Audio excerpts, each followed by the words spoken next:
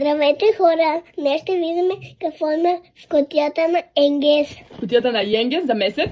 Ноември. Точно така, за месец ноември. Вълнуваш ли се? Да. И аз, дай 5. Започваме с първото нещо. Milky Way Drops.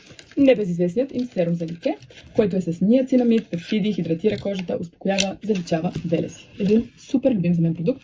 И сега ще кажете, откъде знаеш, че току-що го виждаш за първи път? Не го виждам за първи път. Имала съм среща с него неведнъж. Използвам го сутрин и вечер на чисто лице. Резултатът е вау. Продължаваме натам.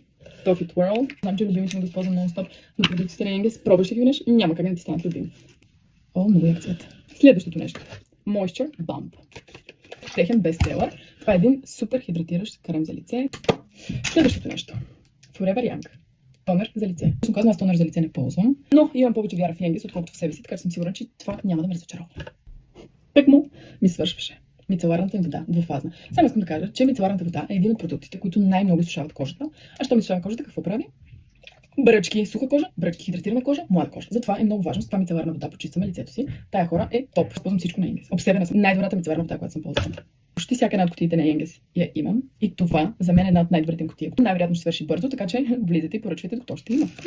Продължаваме натам с Pimple Poppers. Пепенчици, като имаш пъпка, слагаш си ги, преспиваш нея или стоиш някакво време, сутринта ставаш, махаш и пъпката няма.